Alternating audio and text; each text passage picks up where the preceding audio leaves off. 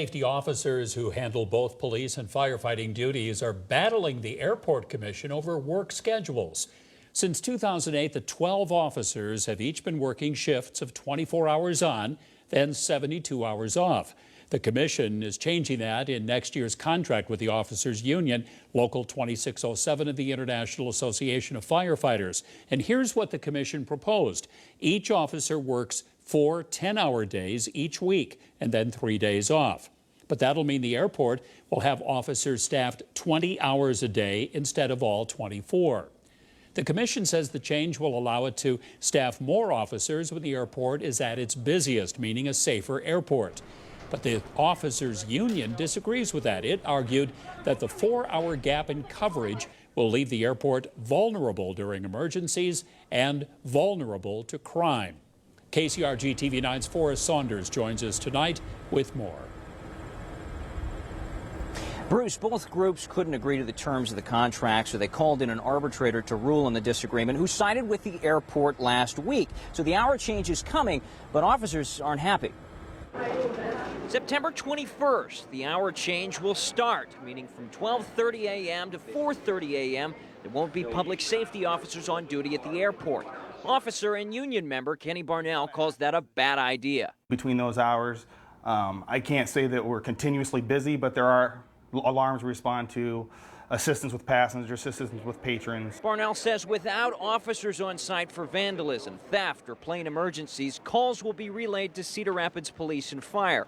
Barnell says response time will tick up from 2 to 10 minutes, and local authorities might not be able to handle something as serious as a crash. Cedar Rapids Fire Department, they do not have the specialized training for the aircraft rescue and firefighting.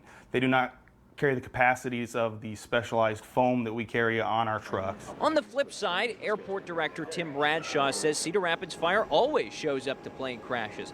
Despite some arguing the contrary, he says that includes the last 2. They were handled by the Cedar Rapids Fire Department. They weren't even handled by us.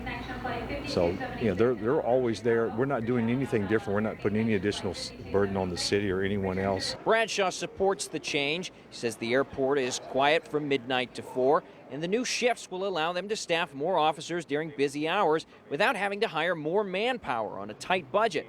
Plus, he says 10-hour shifts will help fight officer fatigue. You can be a firefighter for 24 hours, but being a police officer where you use deadly force and you have to be alert and not fatigued, it can be a problem. Barnell disagrees.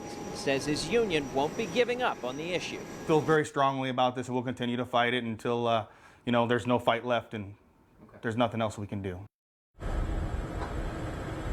Now, the airport's director says they chose not to staff officers from 12:30 a.m. to 4:30 a.m. for FAA purposes. The administration requires officers to be present for commercial flights, and there aren't any during those hours. Live in Cedar Rapids, Forrest Saunders, KCRG TV 9 News. The nation's airline employment has dropped from a year ago. It's due to two job cuts at American Airlines and regional carriers that use smaller planes. The U.S. Department of Transportation says airlines employed more than 380,000 workers in June, but that was down 2.4% from June 2012.